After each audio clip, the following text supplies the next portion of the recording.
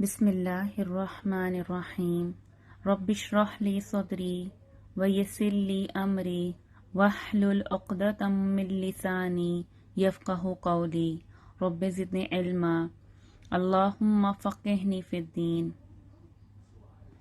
اب سفر واپسی ہے اسی مطلوب حقیقی کی طرف جس نے اپنے بندے کو کچھ عرصے کے لیے یہاں امتحان گاہ میں بھیجا تھا تاکہ وہ ایک بہتر اور روشن مستقبل یعنی آخرت حاصل کرنے کے لیے اپنے حال یعنی دنیا کی اصلاح کر لے۔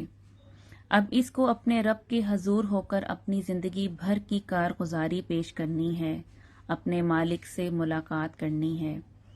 رسول پاک صلی اللہ علیہ وآلہ وسلم نے فرمایا، جو شخص اللہ تعالی سے ملاقات کو محبوب رکھتا ہے اللہ تعالیٰ اس کی ملاقات کو محبوب رکھتا ہے۔ جو اللہ تعالیٰ سے ملاقات کرنا پسند نہیں کرتا اللہ تعالیٰ بھی اس سے ملاقات کرنا پسند نہیں کرتا۔ اچھی ساتھیوں، جس بندے نے بھی اللہ کے ساتھ ملاقات کو یاد رکھا اور اس ملاقات کو مقصد زندگی بنایا، وہ اب کامیابی کے ساتھ ودا ہوگا۔ اور کتنا ہی تھوڑا قیام ہے اس دنیا میں، اور کیا خوب ہے وہ شخص جو خوب نبھا گیا زندگی کو۔ اچھی بہنوں، زندگی اس دنیا میں آنے کا نام اور موت دنیا سے واپسی کا نام ہے۔ اس آنے اور جانے کے درمیان ایک بہت مختصر سا وقت ہے جو ہم سب کو ملا ہے، ہر چیز سے قیمتی ہے۔ اس وقت کا صحیح حق وہی ادا کر سکتا ہے اور اس سے حقیقی فائدہ وہی اٹھا سکتا ہے جو اپنے آغاز اور انجام سے باخبر ہو۔ اس چند روزہ دنیا میں کامیاب وہ نہیں جو ڈھیروں مال کما لے، بڑے بڑے محلات تعمیر کر لے یا چند دن کے لیے شہرت پا لے۔ اصل کامیاب وہ ہے جو اپنے وقت کو مفید کاموں میں استعمال کرتے ہوئے اپنے خالق کی مرضی کے مطابق خود کو اسی کے لیے خالص کر لے، کیونکہ آخرت میں بھی صرف وہی اعمال کام آئیں گے جو اللہ تعالی کی رضا کے ہوں گے۔ اللہ سبحانہ و تعالی کا ارشاد ہے، یوم لا ینفع مال ولا بنون الا من اتى اللہ بقلب سلیم۔ جس روز مال اور بیٹے کام نہیں آئیں گے مگر کامیاب وہی ہے جو اللہ کے پاس قلب سلیم لیے ہوئے آئے۔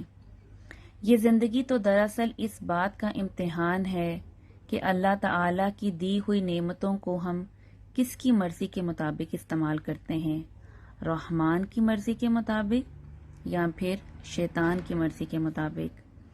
ارشاد باری تعالی ہے، الذی خلق الموت والحیات لیبلوکم ایکم احسن عملا۔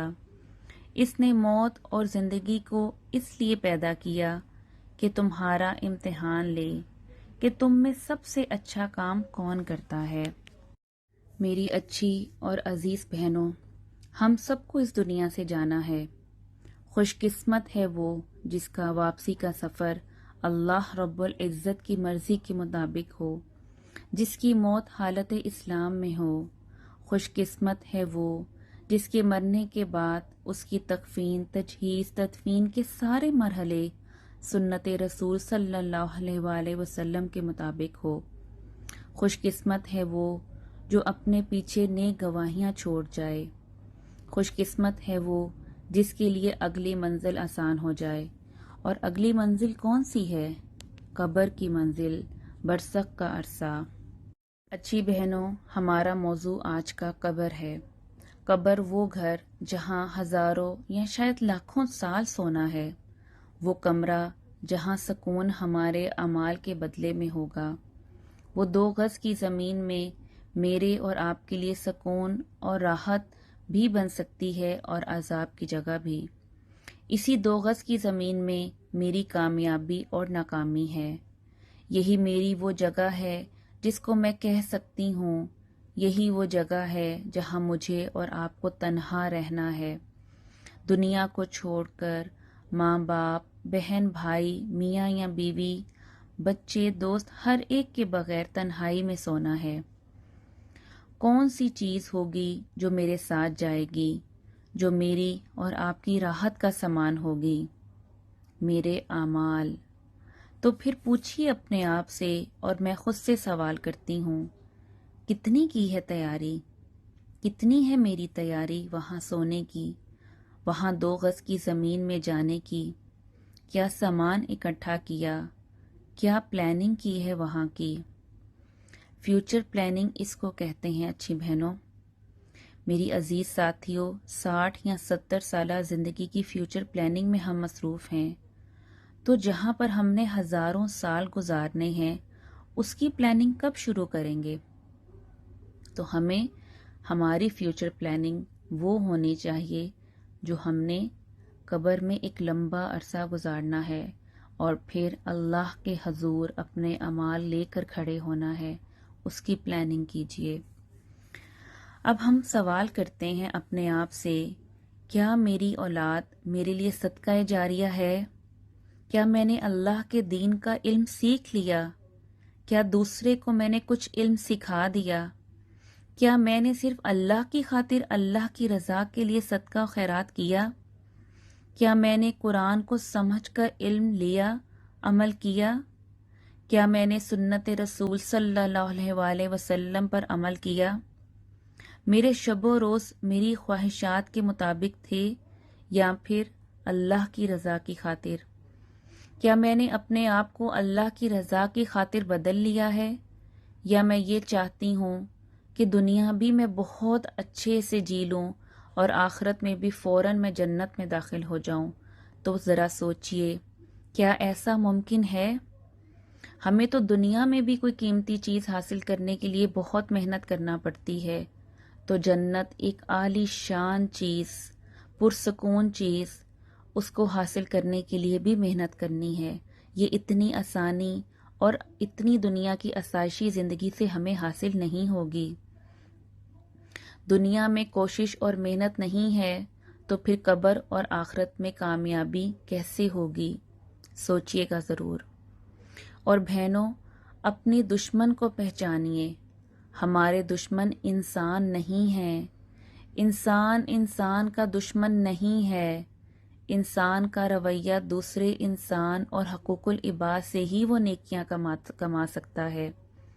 ہمارا اصل دشمن شیطان ہے۔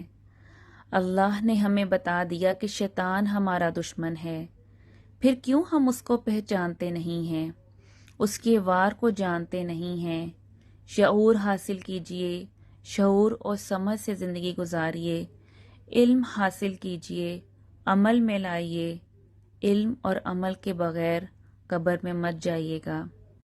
قبر دنیا کا آخری گھر اور آخرت کے گھر کا پہلا دروازہ ہے۔ سیدنا برا سے روایت ہے کہ ہم رسول اللہ صلی اللہ علیہ وآلہ وسلم کے ساتھ ایک جنازے میں تھے۔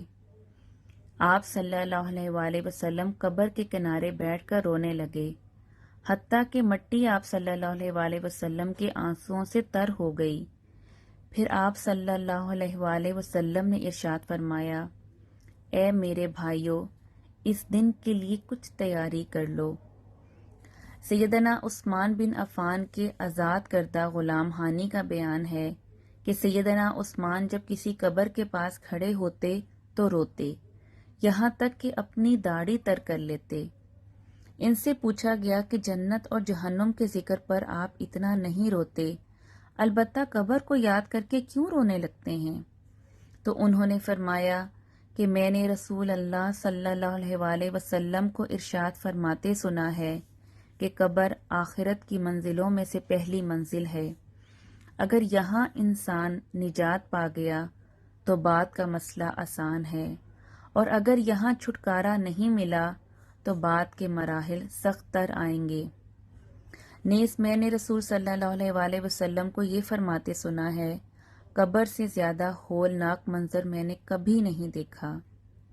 ہانی کہتے ہیں کہ ایک قبر کے پاس کھڑے ہو کر سیدنا عثمان یہ شعر پڑھ رہے تھے، فَإِن تَنْجُ مِنْهَا تَنْجُ مِنْ ذِي عَظِيمًا وَإِلَّا فَإِنِّي لَا أَخَالُكَ نَاجِيًا۔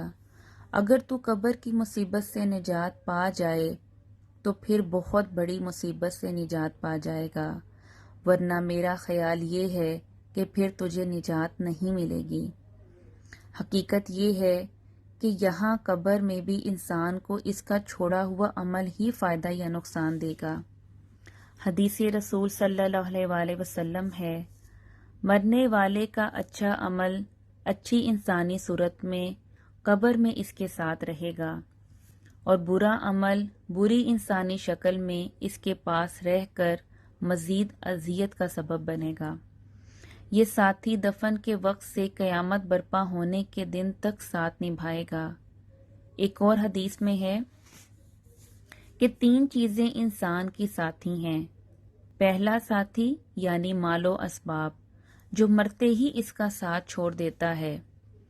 دوسرا ساتھی اس کا کنبہ اور حلقہ احباب، جو تدفین تک ساتھ نبھاتے ہیں اور پھر واپس چل دیتے ہیں۔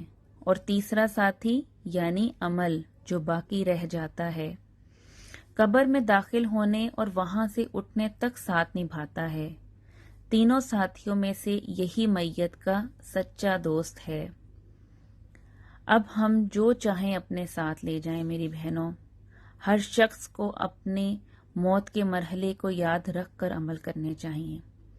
جو کچھ ہم دن بھر کر رہے ہوتے ہیں وہ ہمارا ایکسپورٹ ہو رہا ہوتا ہے، ہمارے اعمال ایکسپورٹ ہو رہے ہیں، وہی ہماری آخرت کا ذریعہ ہے، وہی قبر میں راحت کا ذریعہ ہے۔ صحابی رسول صلی اللہ علیہ وآلہ وسلم برا بن عازب فرماتے ہیں، ایک انصاری کے جنازے میں ہم رسول اللہ صلی اللہ علیہ وآلہ وسلم کے ہمراہ نکلے۔ جب ہم قبر کے پاس پہنچے تو ابھی لحد تیار نہیں ہوئی تھی، چنانچہ آپ صلی اللہ علیہ وآلہ وسلم قبلہ رو ہو کر بیٹھ گئے اور ہم بھی آپ صلی اللہ علیہ وآلہ وسلم کے ارد گرد یوں بیٹھ گئے گویا کہ ہمارے سروں پر پرندے ہوں۔ آپ صلی اللہ علیہ وآلہ وسلم کے دستے مبارک میں ایک چھڑی تھی جس سے آپ صلی اللہ علیہ وسلم زمین کو کورید رہے تھے۔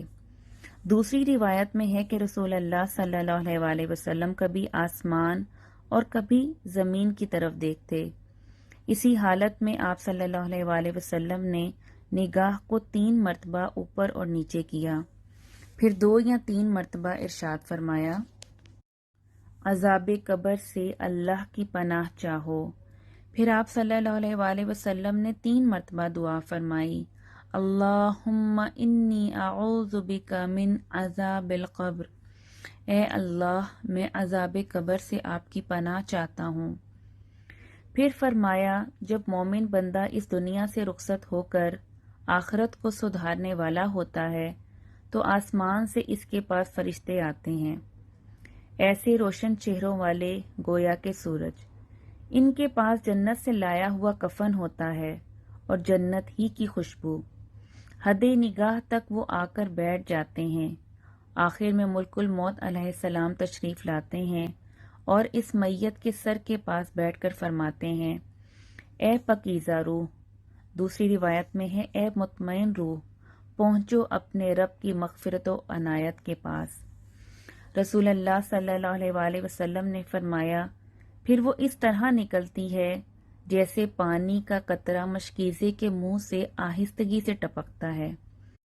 چنانچہ وہ فرشتہ ملک الموت علیہ السلام اسے لے لیتے ہیں تو دوسرے فرشتے آنکھ جھپکنے سے پہلے ان سے وصول کر لیتے ہیں، پھر وہ اسے جنتی کفن اور خوشبو میں رکھ لیتے ہیں۔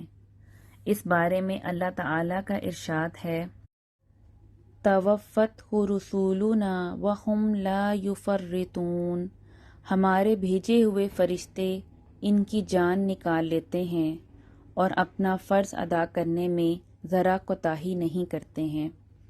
ایک دوسری روایت میں یہ ہے، جب وہ روح نکل جاتی ہے تو زمین اور آسمان کے درمیان ہر فرشتہ اس کے حق میں دعائے رحمت کرتا ہے اور اللہ کے تمام فرشتے بھی اس کے لیے دعائیں کرتے ہیں۔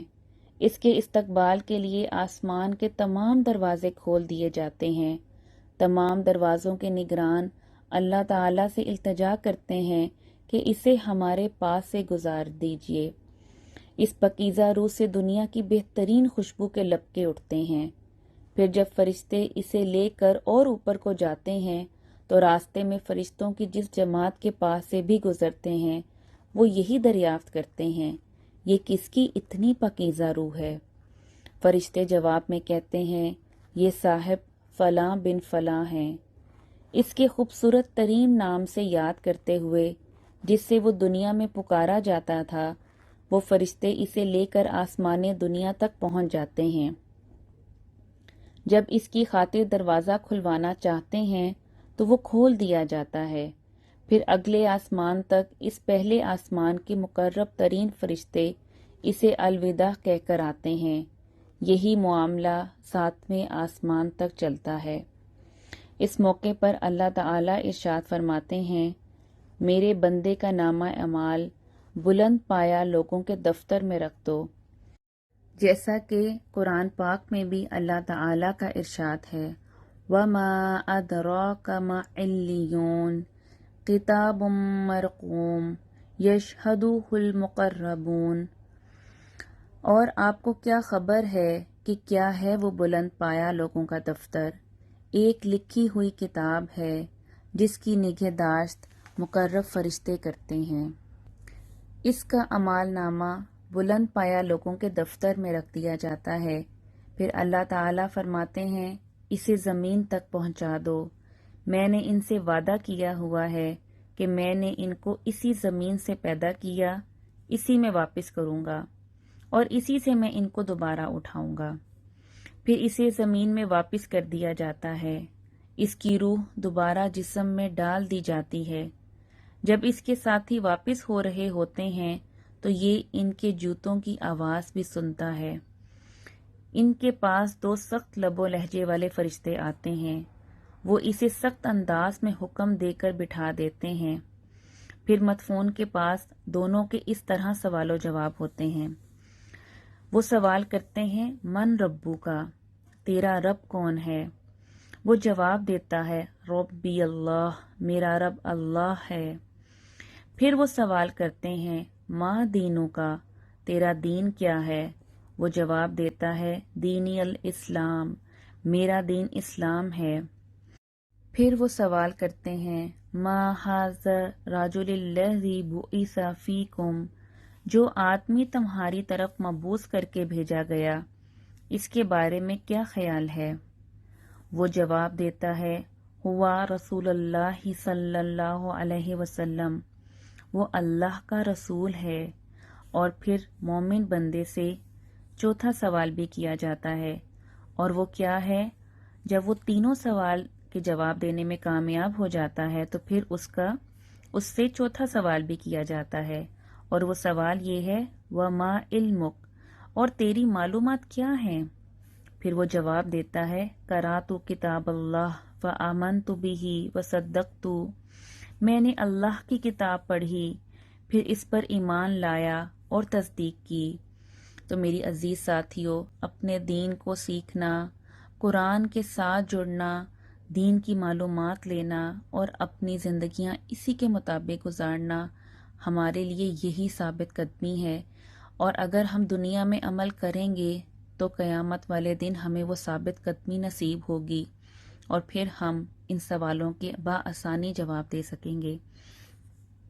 ایک دوسری روایت کے مطابق فرشتہ اسے جھنجھوڑ کر پوچھتا ہے، تیرا رب کون ہے؟ تیرا دین کیا ہے؟ تیرا نبی کون ہے؟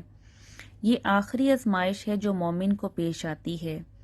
اسی موقع کے لیے اللہ تعالیٰ کا ارشاد ہے، یثبت اللہ الذین آمنوا بالقول ثابت فی الحیات الدنیا وفی الآخرہ۔ ایمان لانے والوں کو اللہ تعالیٰ پکی بات کے ساتھ مضبوط رکھتا ہے، دنیا کی زندگی میں بھی اور آخرت میں بھی۔ اب آدمی کہتا ہے، میرا رب اللہ ہے، میرا دین اسلام ہے، میرے نبی محمد صلی اللہ علیہ وآلہ وسلم ہیں۔ پھر آسمان میں اللہ تعالیٰ کی طرف سے منادی ہوتی ہے، میرے بندے نے سچ کہا، اس کا ٹھکانہ جنت میں بنا دو، اسے جنت کا لباس پہنا دو اور جنت کی طرف ایک دروازہ کھول دو۔ چنانچہ جنت کی ہوائیں اور خوشبوئیں اس کے پاس آنے لگتی ہیں، اس کی قبر حد نگاہ تک کشادہ کر دی جاتی ہے۔ آپ صلی اللہ علیہ وآلہ وسلم نے مزید فرمایا، اور پھر اس کے پاس ایک خوش شکل آدمی آتا ہے جس کے کپڑے بھی خوبصورت اور خوشبو بھی عمدہ ہوتی ہے۔ وہ آ کر کہتا ہے تجھے خوشگوار خبر کی بشارت دیتا ہوں، اللہ تعالیٰ کی رضامندی اور ایسے باغات کی خوشخبری جن کی نعمتیں ہمیشہ رہیں گی، اسی دن کا تجھ سے وعدہ کیا گیا تھا۔ چنانچہ وہ بھی جواباً کہتا ہے اللہ تعالیٰ تجھے بھی خوش و خرم رکھے، تم ہو کون؟ تمہارا چہرہ تو کوئی اچھی خبر ہی لا سکتا ہے۔ وہ جواب دیتا ہے میں تیرا نیک عمل ہوں، باخدا میں تو اتنا ہی تجھے جانتا ہوں کہ تم اللہ تعالیٰ کی اطاعت میں جلدی کرنے والے اور اس کی نافرمانی میں بہت سست واقع ہوتے تھے۔ اللہ تم کو بہتر بدلہ عطا فرمائے۔ تو میری عزیز بہنوں، یہاں پر رک کر تھوڑا سوچئے کہ جب اللہ کی اطاعت کا حکم آتا ہے، جب نماز کے لیے پکارا جاتا ہے، جب نیک اعمال کے لیے پکارا جاتا ہے، تو میرے دل کی کیفیت کیا ہوتی ہے؟ کیا میں بھاگ کر نیکی کی طرف دوڑتی ہوں یا میں سست ہو جاتی ہوں؟ اپنا جائزہ ضرور لیجیے گا۔ پھر اس کے سامنے جنت اور دوزخ کے دروازے کھل جاتے ہیں اور بتایا جاتا ہے اگر تم اللہ کی نافرمانی کرتے تو تمہارا یہ مقام ہوتا، یعنی دوزخ والا۔ اس کے بجائے اب اللہ تعالیٰ نے یہ جنت والا مقام تمہیں دے دیا ہے۔ وہ جب جنت کی نعمتوں کو دیکھتا ہے تو درخواست کرتا ہے اے میرے رب، قیامت جلد برپا کر دے تاکہ میں اپنے اہل و مال تک پہنچ سکوں۔ اسے جواب ملتا ہے ابھی آرام کرو۔ اور جب کافر دوسری روایت میں بدکار دنیا سے رخصت ہو کر آخرت کو سدھار رہا ہوتا ہے تو آسمان سے اس کے پاس سخت اور طاقتور فرشتے آتے ہیں۔ ان کے چہرے کالے ہوتے ہیں، ان کے پاس جہنمی ٹاٹ ہوتے ہیں، حد نگاہ تک اس کے پاس آ کر بیٹھ جاتے ہیں۔ آخر ملک الموت علیہ السلام تشریف لاتے ہیں اور ان کے سر کے پاس بیٹھ کر کہتے ہیں اے خبیث روح، اللہ تعالیٰ کی ناراضگی اور غصے کے پاس پہنچ۔ پھر اس کے جسم میں داخل ہو کر اس کی روح نکالتے ہیں جیسے نوک دار سیخ بھیگی اون سے نکالی جائے۔ اس کی وجہ سے اس کی رگیں اور پٹھے ٹوٹ جاتے ہیں۔ ملک الموت جب اسے نکال لیتے ہیں تو پھر آنکھ جھپکنے سے پہلے دوسرے فرشتے ان کے ہاتھ سے لے کر ایک ٹاٹ میں رکھ لیتے ہیں۔ اس ٹاٹ سے ایسی بدبو آتی ہے جیسے زمینی سڑے گلے مردار کی ہو۔ فرشتے اس روح کو لے کر اوپر جاتے ہیں۔ زمین و آسمان کے درمیان اور آسمان کا ہر فرشتہ اس پر لعنت بھیجتا ہے۔ آسمان کے تمام دروازے بند کر دیے جاتے ہیں۔ ہر دروازے کا نگران اللہ تعالیٰ سے یہ دعا کرتا ہے کہ یہ روح یہاں سے نہ گزاری جائے۔ وہ اسے لے کر فرشتوں کی جس جماعت کے پاس سے بھی گزرتے ہیں وہ پوچھتے ہیں یہ کس کی خبیث روح ہے؟ فرشتے اس کا بدترین قسم کا دنیاوی نام لے کر بتاتے ہیں یہ فلاں بن فلاں ہے۔ اس طرح اسے لیے وہ آسمان دنیا تک پہنچ جاتے ہیں۔ یہاں جب اس کی خاطر دروازہ کھولنے کی درخواست کی جاتی ہے تو کھولا نہیں جاتا۔ اس موقع پر رسول اللہ صلی اللہ علیہ وآلہ وسلم نے یہ آیت تلاوت فرمائی لا تفتح لهم ابواب السماء ولا يدخلون الجنہ حتی یلج الجمل فی سم الخیاط۔ ان کے لیے آسمان کے دروازے ہرگز نہ کھولے جائیں گے اور ان کا جنت میں جانا اتنا ہی ناممکن ہے جتنا سوئی کے ناکے سے اونٹ کا گزرنا۔ پھر وہاں اللہ تعالیٰ ارشاد فرماتے ہیں اس کا نامہ اعمال قید خانے کے دفتر یعنی سجین میں رکھ دو جو کہ سب سے نچلی زمین میں ہے، اور اس بندے کو زمین میں واپس کر دو کیونکہ میں نے ان سے وعدہ کیا تھا کہ اسی سے انہیں پیدا کروں گا اور اسی میں واپس کروں گا اور یہیں سے انہیں دوبارہ اٹھاؤں گا۔ چنانچہ برے طریقے سے اس کی روح کو آسمان سے نیچے پھینک دیا جاتا ہے یہاں تک کہ وہ اس کے جسم پر آ کر گرتی ہے۔ پھر رسول اللہ صلی اللہ علیہ وآلہ وسلم نے تلاوت فرمائی وَمَن يُشْرِكْ بِاللَّهِ فَكَأَنَّمَا خَرَّ مِنَ السَّمَاءِ فَتُخْطَفُهُ الطَّيْرُ أَوْ تَهْوِي بِهِ الرِّيحُ فِي مَكَانٍ سَحِيقٍ۔ اور جو کوئی اللہ کے ساتھ شرک کرے تو گویا وہ آسمان سے گر گیا۔ اب یا تو اسے پرندے اچک لے جائیں گے یا ہوا اس کو ایسی جگہ لے جا کر پھینک دے گی جہاں اس کے چتھرے اڑ جائیں گے۔ اب اس کے بعد اس کی روح واپس کر دی جاتی ہے۔ پھر فرمایا جب اس کے ساتھی واپس ہو رہے ہوتے ہیں تو وہ ان کی جوتوں کی آواز سنتا ہے۔ پھر اس کے پاس دو سخت مزاج فرشتے آتے ہیں، وہ اسے جھنجھوڑ کر بٹھا دیتے ہیں اور اس سے سوال کرتے ہیں تیرا رب کون ہے؟ وہ جواب میں انتہائی پریشانی سے کہتا ہے کچھ معلوم نہیں۔ پھر وہ پوچھتے ہیں تیرا دین کیا ہے؟ وہ پھر پریشانی کے ساتھ کہتا ہے مجھے خبر نہیں۔ وہ پوچھتے ہیں جو آدمی تیری طرف رسول بنا کر بھیجا گیا تھا اس کے بارے میں کیا رائے ہے؟ تو جواب میں اسے نام کا بھی نہیں پتا ہوتا، اور جب بتایا جاتا ہے کہ محمد صلی اللہ علیہ وآلہ وسلم ہیں تو وہ پریشانی کے عالم میں کہتا ہے مجھے تو خبر نہیں، البتہ لوگوں کو ایسا کہتے سنا تھا۔ اس سے کہا جاتا ہے کہ نہ تو خود پہچان سکا اور نہ تو نے کسی کی پیروی کی۔ پھر آسمان سے اعلان کرنے والا اعلان کرتا ہے یہ جھوٹا ہے، لہٰذا اس کے لیے آگ کا بستر لگا دو اور آگ کی طرف اس کا دروازہ کھول دو۔ چنانچہ اس کے پاس جہنم کی گرمی اور لو آتی ہے۔ اس کی قبر اس حد تک تنگ ہو جاتی ہے کہ اس کی پسلیاں باہم پھنس جاتی ہیں۔ اس کے پاس بدنما چہرے کا آدمی آتا ہے جس کے کپڑے بھی بہت گندے ہوتے ہیں اور بدبو آ رہی ہوتی ہے۔ وہ آ کر کہتا ہے ایک تکلیف دہ خبر ہے، یہ وہی دن ہے جس کا تجھ سے وعدہ کیا گیا تھا، اور یہ اسے کہتا ہے اللہ تعالیٰ تجھے بھی تکلیف دہ خبر سے دوچار کرے، تم ہو کون؟ ایسا چہرہ تو کوئی بری خبر ہی لا سکتا ہے۔ وہ جواباً کہتا ہے میں تیرا خبیث عمل ہوں، باخدا میری معلومات میں تو نیکی میں بڑا سست اور برائی کے معاملے میں بڑا چست تھا، چنانچہ اللہ تعالیٰ تجھے برا ہی بدلہ دے گا۔ پھر اس کے اوپر ایک اندھا گونگا بہرا دروغہ مقرر کر دیا جاتا ہے جس کے ہاتھ میں لوہے کی ایسی سلاخ ہوتی ہے کہ پہاڑ پر بھی ماری جائے تو اس کو ریزہ ریزہ کر دے۔ پھر وہ ایک ایسی کاری ضرب لگاتا ہے جس سے وہ ریزہ ریزہ ہو جاتا ہے۔ اللہ تعالیٰ اسے دوبارہ سابقہ حالت میں کر دیتے ہیں۔ وہ دوبارہ ایک اور ضرب لگاتا ہے جس کی تکلیف سے وہ ایسی چیخ مارتا ہے جسے جنوں انس کے علاوہ ہر جاندار سنتا ہے۔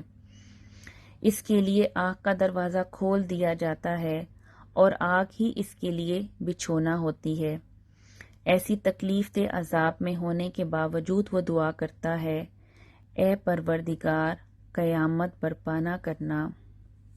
تو میری عزیز بہنوں، جب کوئی ہمارا عزیز اس دنیا کو چھوڑ کر چلا جاتا ہے اور اس کی تدفین کے بعد جو وہاں پر کوئی عزیز ٹھہرتا ہے کچھ دیر کے لیے، تو اس کو یہ دعا کرنی چاہیے اللہم ثبتہ بالقول ثابت کما ثبتہ فی الدنیا۔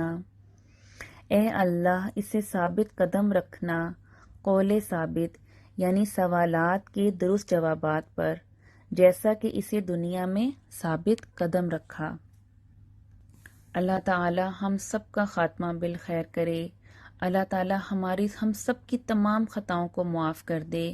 اللہ تعالی ہم سب کو آخرت کی فکر لگا دے، اور اللہ تعالی ہمیں ایسا عمل کرنے کی توفیق دے جس عمل سے اللہ تعالی راضی ہو جائے، اور اللہ تعالی ہمیں ہمارے نفس اور شیطان کے شر سے بچا لے۔ میری عزیز بہنوں، اچھی زندگی گزاریے، علم اور شعور کے ساتھ زندگی گزاریے۔ اللہ تعالی ہم سب کو عذاب قبر سے محفوظ رکھے۔ السلام علیکم ورحمۃ اللہ وبرکاتہ۔ بسم اللہ الرحمن الرحیم۔ رب اشرح لی صدری ویسر لی امری واحلل عقدۃ من لسانی یفقہوا قولی۔ رب زدنی علما، اللہم فقہنی فی الدین۔ اب سفر واپسی ہے اسی مطلوب حقیقی کی طرف جس نے اپنے بندے کو کچھ عرصے کے لیے یہاں امتحان گاہ میں بھیجا تھا تاکہ وہ ایک بہتر اور روشن مستقبل یعنی آخرت حاصل کرنے کے لیے اپنے حال یعنی